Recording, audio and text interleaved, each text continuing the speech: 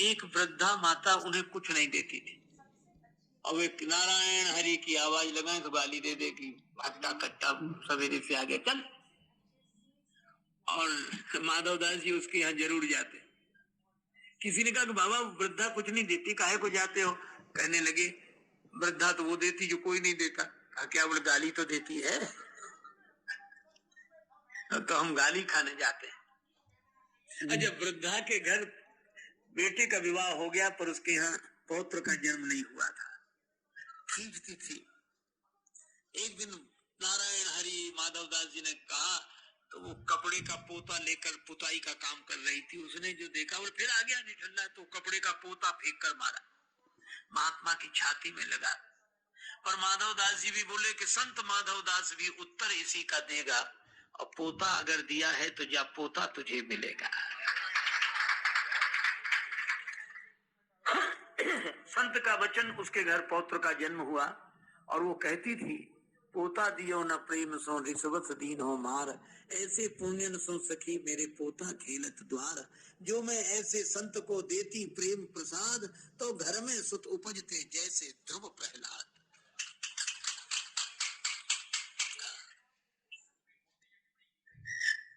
माधव दास जी ने क्या किया, कपड़े का पोता लेकर आए, उसको जल से धोया, कीचड़ मिट्टी से सना हुआ था उसको पवित्र किया, साफ सुथरा किया, निर्मल बनाया, और निर्मल बनाकर धोकर उसे घृत में डाल दिया, बत्ती बनाई, दिया जलाया, मंदिर में प्रकाश हो गया।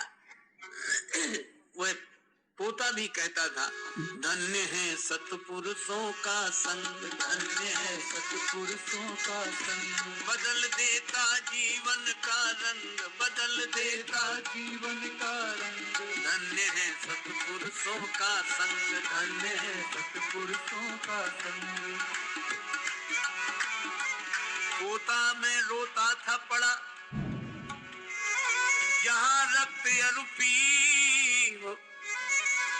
चौके में फेरा जाता मरते थे लाखों जीव, आ गया था जीवन से तंग। धन्य है सत्पुरुषों का संग, धन्य है सत्पुरुषों का संग।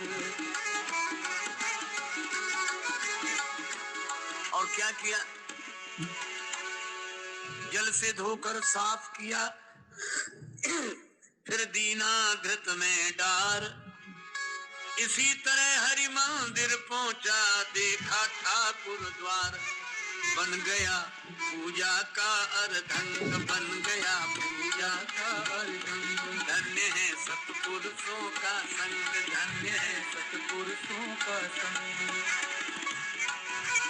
और अब दिया जलाया, झूला करूं आरती ऊपर, गरुड़ करें गुणगाथ, देते हैं मेरे प्रकाश में दर्शन दीनानाथ। भक्त जन नहीं कर हृदय उमंग, धन्य है सतपुरुषों का संग, धन्य है सतपुरुषों का संग। ऐसे श्री माधव दास नित्य शाम को समुद्र किनारे घूमने जाते। अच्छा, भगवान श्री कृष्ण भी बड़े विलक्षण, उनका सख्य भाव, तो सखा बनकर श्याम सुंदर प्रकट हो जाते और माधव दास जी से बड़ी बातें करते। एक दिन भगवान श्री कृष्ण आए, माधव दास जी ने देखा तो भगवान बड़े उदास, बहुत उदास। माधव दास जी ने कहा क्या हुआ, उदास क्यों है? श्री कृष्ण नहीं नहीं कुछ तो बताओ। क्या बताएं? नहीं नहीं बताओ बताओ। भगवान कृष्ण बोले कि एक बात है। क्या? जब से वृंदावन छोड़ा, यहाँ जगन्नाथपुरी में आया, तब से चोरी करने को नहीं मिली।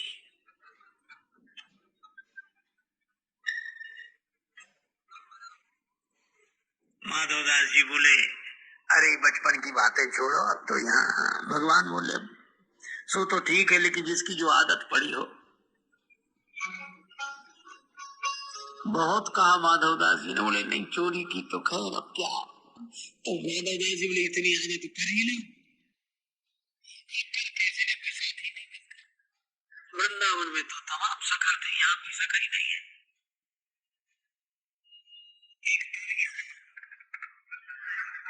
माधवदास जी बोले महाराज हाँ चलो। माधवदास जी बोले कहाँ? चोरी करने चलो। माधवदास जी बोले महाराज जिंदगी भर भजन करते रहे, हमें कोई चोरी करनी आती है क्या जो चोरी करे? भगवान ने कहा कि तुम मन बनाओ चोरी करना तो हम सिखा देंगे। तो अच्छा हाँ, और चोरी में तो थोड़ी फुर्ती रखनी चाहिए बस, और क्या। अब भगवान ने समझा, माधवदास मान गए कि चलो तुम्हारे साथ चोरी करेंगे, पर चलना कहां सो बताओ। भगवान ने कहा कि ये जगन्नाथपुरी का राजा के बगीचे में बड़े सुंदर कटहल के फल लगे और ये भेजते ही नहीं है। माधवदास जी बोले तो चोरी करने की क्या जरूरत, राजा साहब तो हमारे शिष्य हैं, कल हम जाकर उनसे कहेंगे और आपके लिए कटहल ले आएंगे। भगवान बोले नहीं ऐसे नहीं, मजा तो चुराने में ही आता है। अच्छा चलो गए राजा के बाग में। अब माधवदास जी और भगवान कृष्ण, अब भगवान बोले धीरे धीरे बोलना, ठीक है। अब माधवदास जी को तो कोई अभ्यास था नहीं, तो जैसे ये कटहल के पेड़ के पास पहुंचे, भगवान बोले ऊपर चढ़ जाओ, तुम ऊपर से कटहल गिराना, नीचे हम ले लेंगे। अब माधवदास जी जोर से बोलने लगे, कन्हैया किस पेड़ पे चढ़े, इस पे चढ़े कि इस पे? सो बगीचे के माली ने सुना, बोले मैं बताता हूं किस पे चढ़ो, अभी आया। भगवान ले गए छिपा कर, तुमसे पहले ही कही थी धीरे धीरे बोलना चाहिए चोरी में। अच्छा ठीक। अब गए, जब वो जाके सो गया फिर गए, भगवान बोले इस पेड़ पर नहीं, इस पे चढ़ो चढ़ो। माधवदास जी चढ़ गए, ऊपर से कटहल गिराओ, ऊपर तो चढ़ गए। अब ऊपर से बोले, भगवान का गिराओ गिराओ। अब ये बोले ये वाला कटहल गिराए कि ये वाला, बड़े जोर से बोले। और जो कहा ये कटहल गिराए तो माली डंडा लेकर दौड़ा, कि मैं अभी बताता हूँ। और वो डंडा लेकर दौड़ा। भगवान श्री कृष्ण तो बड़े कौतुकी अंतर ध्यान हो गए, बेचारे माधवदास उतर रहे थे पेड़ पर से, कटहल गिरा दिया था। अब महात्माओं के तो कपड़े और रहन तो कहीं वृक्ष में उलझ जाए, कहीं तो जैसे उतरे पकड़ लिए गए। तो माली ने रात को ही उनको अंधेरे में 2 डंडे लगाए और हाथ बांध दिए, बने रहो सवेरे राजा के पास ले चलूंगा। अब माधवदास इधर उधर देखे तो माली ने कहा क्या देख रहे हो? बोले कुछ नहीं। और मन में सोचे दूसरे कहाँ गए जो ले आए थे हमें, हमको फंसा दिया, खुद का पता नहीं है। रात भर बंधे रहे, सवेरे माली ने कहा चलो राजा साहब के पास। सो हाथ बांधे और माधवदास जी को ले जाए। माधवदास जी बोले चलो। रास्ते में राजा साहब मिले, राजा साहब घूमने आ रहे थे, उन्होंने देखा कि हमारे गुरुजी को माली क्यों बांधे, तो छड़ी लेकर माली को बांधे, इनको क्यों बांधा? तो माधवदास जी बोले इससे कुछ मत कहो, क्यों? ये जब ऐसे बंधने के काम करेंगे तो बंधेंगे। आपने क्या किया ऐसा? माधवदास जी बोले चोरी। आपने चोरी? हाँ। कैसे? बोले कुसंग में पढ़ के सब करना पड़ता है। अरे भाई किसका कुसंग? बोले ये घर में बताएंगे। राजा साहब घर लेकर गए, माधवदास जी ने स्नान किया, बैठे राजा साहब बैठे। माधवदास जी ने पूरी कहानी सुनाई।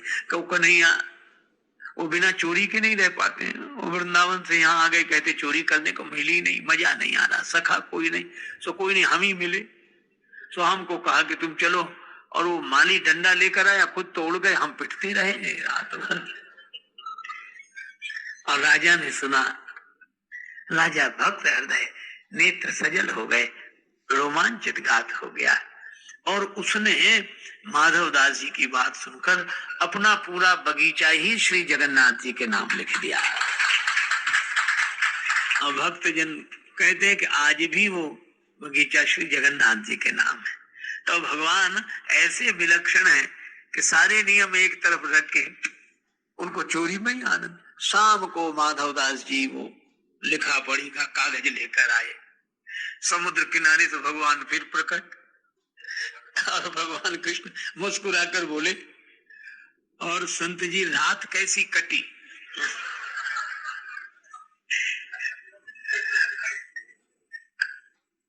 हम तो तुमसे पहले ही कही थी कि फुर्ती रखनी चाहिए, तुम ऐसे उतर रहे थे पेड़ पर से जैसे कहीं कुछ हुआ ही ना हो, बड़े आराम आराम से। माधवदास जी बोले, हम तो पिटे और बंधे रहे, आप तो अंतर्ध्यान होकर आ गए, लेकिन कुछ भी ना कटहल तक नहीं ला पाए, एक कटहल तक नहीं ला पाए, और हम देखो पूरा बगीचा आपके नाम लिखा कर लाए। अब बोलो, भगवान की इन लीलाओं में प्रेम, केवल प्रेम। अब इस प्रेम भरी लीला को हृदय से देखें, दिमाग से देखेंगे तो फिर तर्क वितर्क उठेंगे, पर यह प्रेम सहजता से, भगवान को हार जाने में ही उतना आनंद, जीत जाने में ही उतना आनंद, वे सदा प्रसन्न रहते हैं। अच्छा, सबसे बड़ी विचित्रता तो ये कि भगवान श्री कृष्ण के जीवन में इतना उतार चढ़ाव, कहीं जन्म, कहीं जन्मोत्सव, मथुरा से गोकुल गए, जेल में जन्मे, लेकिन एक अद्भुत बात, ऐसी प्रतिकूल परिस्थितियों में भी श्री कृष्ण सदा बंसी बजाते रहते हैं, जो हरदम चैन की बंसी बजाते रहे। ऐसे श्री कृष्ण की लीला प्रेम भरी लीला है। और इसीलिए भक्त लोग कहते हैं, ये जीवन है तेरे हवाले मुरलिया वाले, जीवन है तेरे हवाले मुरलिया वाले, अपने चरण का दास बना के, अपने चरण का दास बना के, वृंदावन में बसा ले मुरलिया वाले, वृंदावन में बसा ले मुरलिया वाले, मेरे अपने हुए न अपने, मेरे अपने हुए न अपने, अब तो तू ही अपना ले मुरलिया वाले, अब तो तू ही अपना ले मुरलिया वाले, हम कठपुतली तेरे हाथ की, हम कठपुतली तेरे हाथ की, जैसे भी चाहे नचा ले मुरलिया वाले, जैसे भी चाहे नचा ले मुरलिया वाले, हम तो तेरे अधर की मुरली, हम तो तेरे अधर की मुरली, जैसे भी चाहे बजा ले मुरलिया वाले, जैसे भी चाहे बजा ले मुरलिया वाले, जन राजेश की अरज यही है, जन राजेश की अरज यही है, कर गए कंठ लगा ले मुरलिया वाले, कर गए कंठ लगा ले मुरलिया वाले, जीवन है तेरे हवाले मुरलिया वाले। तो नहीं सुनाई पड़ता था, पर वो किसी को पता नहीं लगने देते। उसका मित्र बीमार था, चला गया, घर वालों ने कहा कि साथ ले जाओ किसी को। अरे बोले, सब जगह बदनामी करानी है, हमको सुनाई नहीं पड़ता है, इतना तो हम सुन लेते हैं कि काम चल जाएगा। गया, मित्र से पूछा, कहो तबीयत कैसी है? अच्छा, जिनको कम सुनाई पड़ता है वे शायद सोचते हैं कि सबको ऐसे ही सुनाई पड़ता होगा, इसलिए जोर से बोलते ही हैं। तो मित्र से बोले, कहो तबीयत कैसी है? तो मित्र परेशान था, क्या बताएं, मर रहे। उन्होंने अंदाजा लगाया कि ये कह रहे हैं कि पहले से ठीक है, तो तुरंत बोले, भगवान की बड़ी कृपा है, जल्दी ठीक हो जाओ। मित्र को बड़ा बुरा लगा कि हम मर रहे हैं, ये कह रहे हैं भगवान की बड़ी कृपा है। तो तुरंत पूछा दूसरा सवाल, कौन से डॉक्टर का इलाज चल रहा है? तो वो तो खींच गया था, तो बोला यमराज का। तो ये तुरंत बोला वो, नाम तो सुना था नहीं, वो बहुत अच्छे डॉक्टर हैं, उन्होंने कई मरीज ठीक कर दिए, रोज उनका यही काम है, तुमको भी जल्दी ठीक कर देंगे। खाने को क्या बताया? तो वो बहुत झुंझला गया था, बोला पत्थर।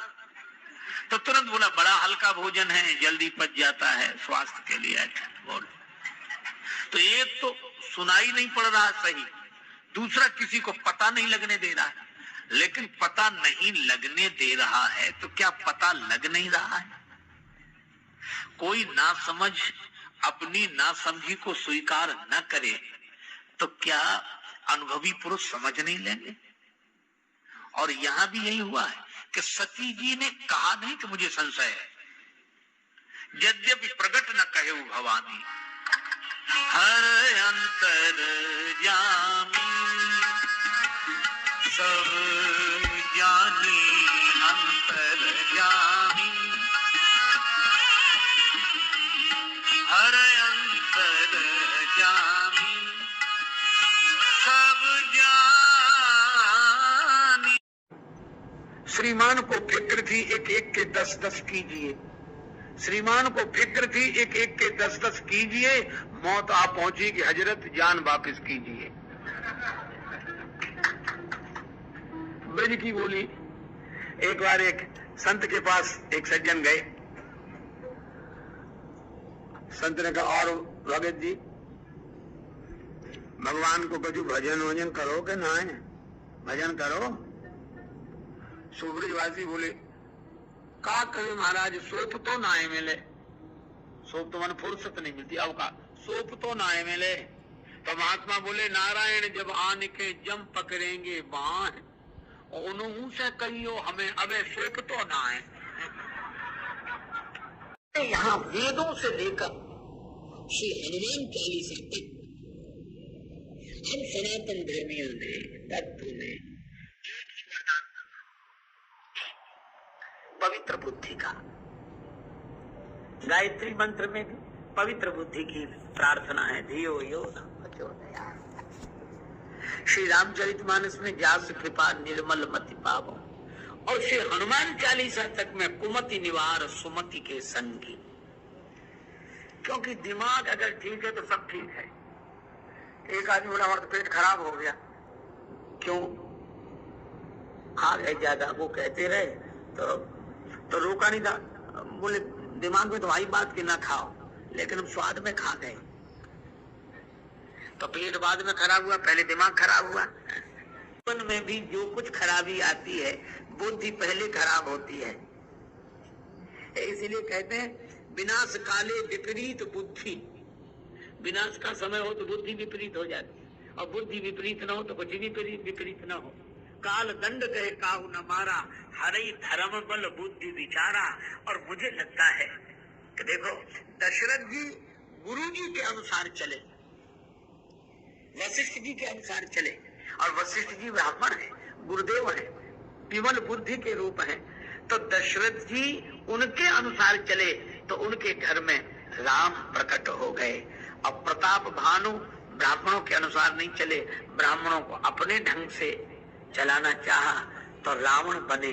जो बुद्धि के हिसाब से चलते हैं उनके जीवन में परमात्मा का अवतरण होता है, और जो बुद्धि को अपने ढंग से चलाते हैं उनके जीवन में राक्षसत्व आता है, रावणत्व आता है। यह कथा यही संकेत करती है।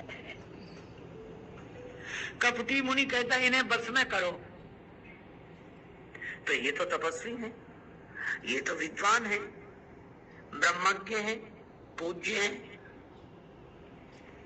तो कपटी मुनि बोला इनको खिला पिला के मिलाओ। अब बोलो इनकी शुचिता बिगाड़ो, पवित्रता की तो शक्ति है, तो इनको खिलाए पिला, हाँ खिला पिलाकर अपने बस में करने के लिए प्रताप भानु राजी हो गए। उपाय क्या है महाराज?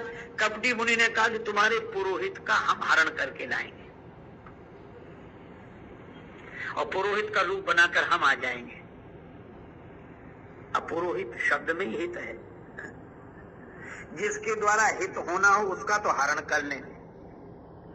और ये कहता है कबड्डी मुनि कि हम पुरोहित बनकर आएंगे, इसका अर्थ है कि हम हितैषी होंगे नहीं, बनकर आएंगे। और जो हितैषी ना हो, हितैषी बनकर आए, वे तो जीवन को नष्ट करने के लिए ही आएंगे। और जिनसे हित हो, असली पुरोहित का हरण, नकली पुरोहित का पदार्पण, ये तभी होता है जब दुर्बुद्धि होती है। विभीषण जी ने रावण से यही कहा था, तव और कुमति बसी विपरीता, हित अनहित मानव रिपुप्रीता। और प्रताप भानु ने बात मान ली और प्रताप भानु से कपटी मुनि ने कहा कि अब विश्राम करो, गए निसी बहुत शयन अब कीजे, मोहि तो भूप भेंट दिन तीजे। तीसरे दिन हमारी तुम्हारी भेंट होगी। अच्छा, लेकिन एक बात है, मैं आऊं तो पहचान लेना। कहा हाँ वो तो ठीक है।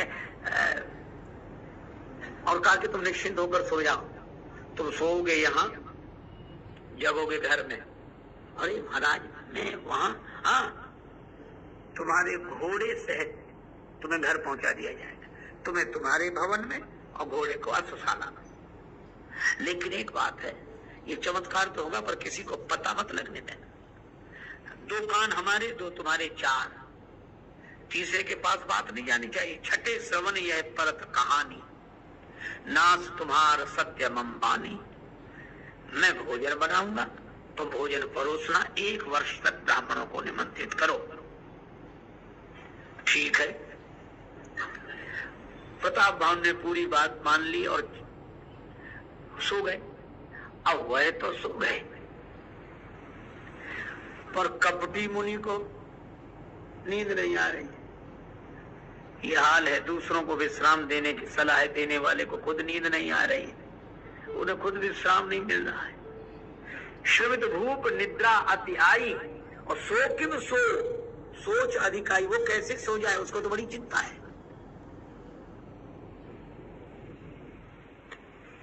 राजा सो रहा है, उसी समय काल केतु आया, राक्षस। अब इन शब्दों पर भी विचार करो। सत्य केतु का बेटा सो रहा है और काल केतु जाग रहा है।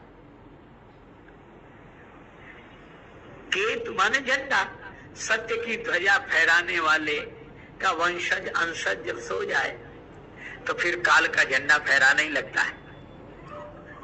और रात का समय है। अच्छा, रात का समय किसके जीवन में आया? का प्रताप भानु के जीवन में। तो भानु के जीवन का सौभाग्य, सूर्य का सौभाग्य दिन है और रात्रि तो उसके लिए प्रतिकूल है, दुर्भाग्य है। तो प्रताप भानु का बुरा समय आया। इसका अर्थ यह है कि समय बड़ा बलवान है, ये जाग रहा है। कितनी अद्भुत बात है। राजा सो रहा है पर काल केतु जाग रहा है।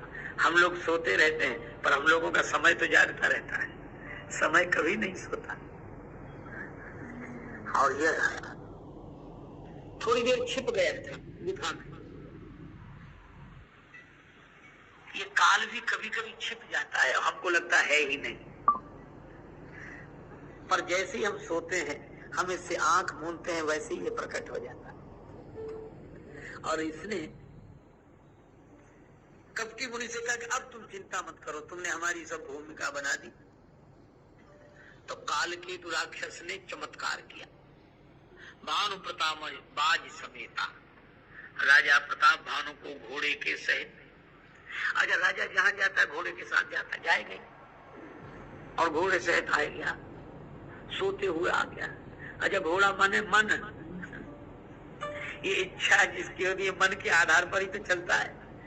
घोड़े के आधार पर मन। एक आदमी लड्डू बांट रहा था, लो लड्डू लो, लड्डू लो। किसी ने कहा किस खुशी में बांट रहे हो? बोला हमारा घोड़ा खो गया है, इस खुशी में बांट रहे हैं। तो किसी ने कहा घोड़ा खो गया, ये खुशी की बात है? घोड़ा खो गया, ये खुशी की बात है? उसने कहा कि हाँ, घोड़े के जाने का दुख नहीं है, खुशी हमें दूसरी है। क्या? बोला अच्छा था कि हम घोड़े के साथ नहीं थे, नहीं तो हम भी खो जाते, हम तो बच गए। और संकेत बड़ा सार्थक है, घोड़े के साथ रहता तो शायद खो जाता। अगर हम भी मन के साथ रहेंगे तो हमारा भी पता नहीं लगेगा, इस भीड़ में हम खो जाएंगे। इसलिए मन से अपने को अलग करके देखना। राजा पहुंच गया और उस काल के तो राक्षस ने ऐसा चमत्कार दिखाया कि राजा को तो भवन में और पुरोहित का और अश्व को अश्वशाला में और पुरोहित का हरण करके लाए। अब राजा प्रतापवान जगा, अभी रात थी, जो देखा कि अब तो भवन में क्या चमत्कार हुआ है। बड़े पहुंचे हुए महात्मा, उनको प्रणाम है, लेकिन किसी को पता न लग जाए, इसलिए चुपचाप उठा और अश्वशाला से घोड़े को खोला, उस पर बैठकर फिर जंगल चला गया और 2 पहर बाद लौट कर आया। गए जाम जुग भूपति आवा, घर घर उत्सव बाज बधावा। अरे राजा साहब आ गए, राजा साहब आ गए, राजा साहब आ गए। और राजा सोचे क्या चमत्कार हुआ है, क्या चमत्कार हुआ है। इस चमत्कार के संदर्भ में मुझे एक बात याद आई। पूज्यपाद पंडित श्री रामकिंकर जी महाराज ने इस प्रसंग में अद्भुत बात कही, बहुत अद्भुत बात। उन्होंने कहा कि देखो, चमत्कार 2 रीति है। ये कपटी मुनि नकली संत है और हनुमान जी असली संत है। क्यों कुबेश साधु सनुमानो, जिमि जग जामवंत हनुमानो। तो हनुमान जी ने भी चमत्कार किया और इस कपटी मुनि ने भी चमत्कार किया, लेकिन अद्भुत बात है क्या, हनुमान जी सोते में सुमंत को घर से उठा लाए और राम जी के चरणों में ले आए, और इस कपटी मुनि ने कालकेतु के द्वारा ऐसा चमत्कार किया कि राजा साहब को घर भेज दिया। तो चमत्कार तो निसंदेह दोनों ने किया, लेकिन आप ये देखें कि चमत्कार का परिणाम क्या हुआ। कि चमत्कार कोई कर भी दे, तो एक ने ऐसा चमत्कार किया कि राम जी से जोड़ दिया और दूसरे ने ऐसा चमत्कार किया कि काम से जोड़ दिया। तो चमत्कार आपको जोड़ता किससे है, यह देखना चाहिए।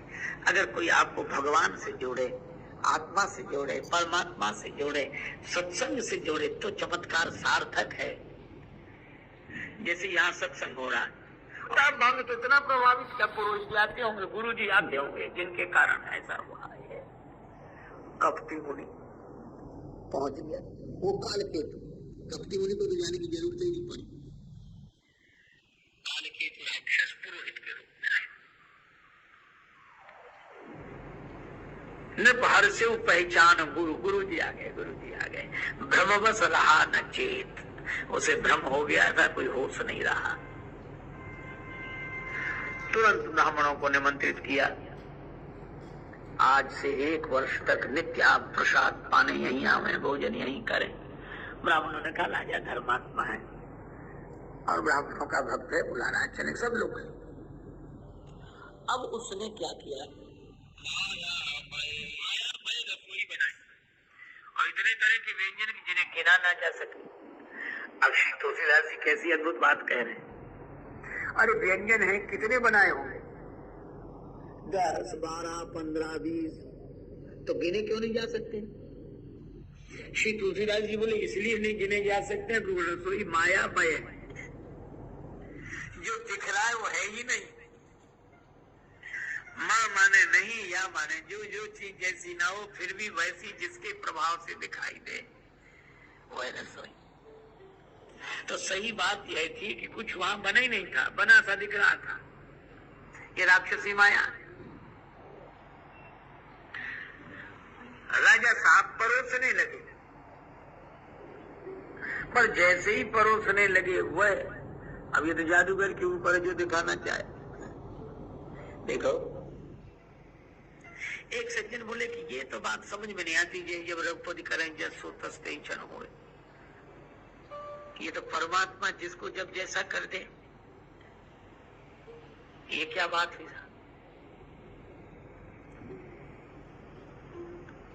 और क्या ऐसा संभव है कि जब रघुपति करें जसो तस्ते क्षण हो, वो वैसे ही हो जाता। ज्ञानी होने पर भी कहो मूर्ख हो जाए, मूर्ख हो तो ज्ञानी हो जाए, और जैसा चाहो वैसा बन जाए। ये क्या मतलब, क्या ऐसा संभव है। हमने कहा है कहीं इस युग में कोई प्रमाण, हमने कहा सबसे बड़ा प्रत्यक्ष प्रमाण है क्या, जादूगर अपने जादू के प्रभाव से वह जो दिखाना चाहता है आप वही देखते हो।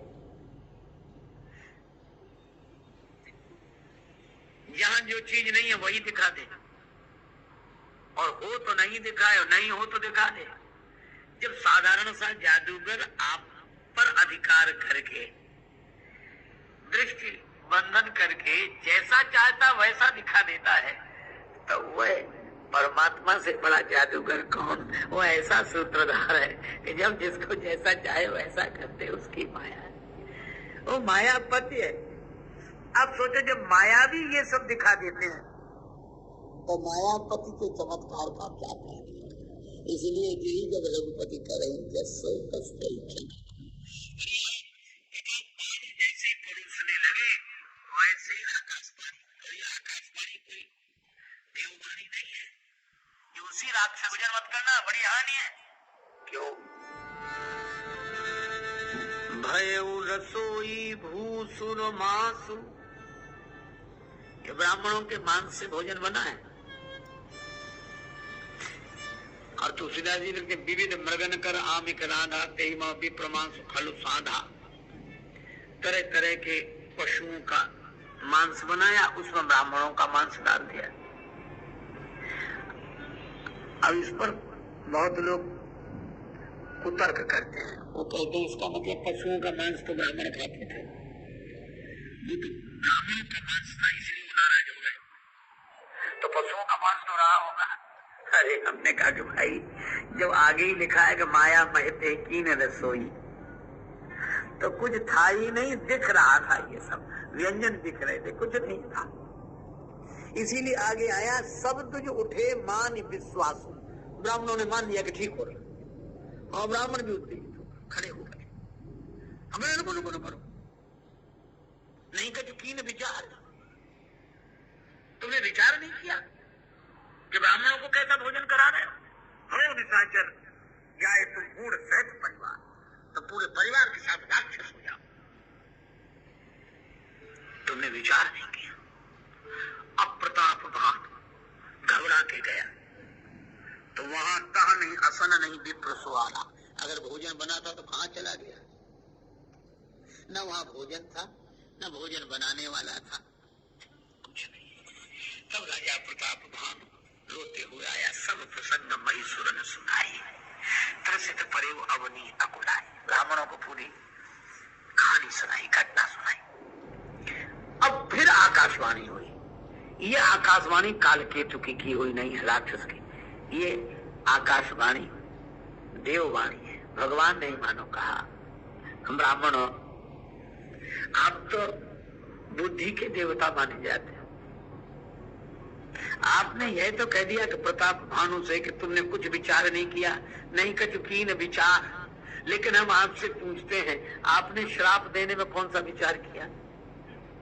विप्र श्राप विचार न दीना, आपने भी तो विचार नहीं किया। और अद्भुत बात है, यही जीवन का सत्य है कि दूसरा आदमी विचार नहीं कर रहा, ये तो हम विचार करते हैं। कर हम विचार कर रहे हैं कि नहीं, ये हम विचार ही नहीं करते। हमें सोचना विचारना आता ही नहीं है, हम दूसरे के विचार का विचार करते हैं। एक आदमी कह रहा था कि एक नौकर की जरूरत है, तो दूसरा बोला कि हमें रख लो, काम क्या है? का काम तो हम सब कुछ कर लेते हैं, लेकिन जरा अकल से कमजोर हम कुछ विचार नहीं पाते, सोच नहीं पाते, इसलिए तुम्हें रखा है, विचार तुम करना, काम हम करेंगे। तो आदमी बोला कि हम राजी है, पर हमें मिलेगा क्या? तो कहा 3000 रुपए महीना देंगे। कहा ठीक है। पर थोड़ी देर में उस आदमी ने पूछा कि तुम हमें तो 3000 दोगे, पर तुम क्या करते हो? बोला हम तो खुद नौकरी करते हैं। तुम्हें कितना मिलता है? 1500। जब तुम्ही को 1500 मिलता है तो हमें 3000 तुम कहाँ से दोगे? बोले ये तुम सोचो विचारो, इसीलिए तो तुम्हें रखा है। अब ऐसी तो हालत है। अब ब्राह्मण प्रताप भानु से तो कह रहे कि तुमने विचार नहीं किया, पर ब्राह्मणों ने खुद विचार नहीं किया कि इतनी जल्दी श्राप मत दो। अरे विचार तो कर लो कि सच्चाई क्या है, फिर दे देना श्राप। पर दे दिया और उसका परिणाम यह हुआ कि प्रताप भानु को फिर समझाया, भूपति भावी मिटे नहीं। ब्राह्मणों ने भी कहा कि यद्यपि तुम्हारा दोष नहीं है, लेकिन ये होनी है, हो गई। यद्यपि न दूषण तोड़, पर इतना जरूर है कि तुम राक्षस भी रहोगे तो बलवान रहोगे, धनवान रहोगे, वैभववान रहोगे। और ये दोष, परिणाम क्या हुआ? प्रताप भानु का कोई दोष नहीं, तो भी ब्राह्मणों ने श्राप दे दिया बिना विचारे। और वह प्रताप भानु रावण बना तो उसने क्या किया? ब्राह्मणों का कोई दोष नहीं था,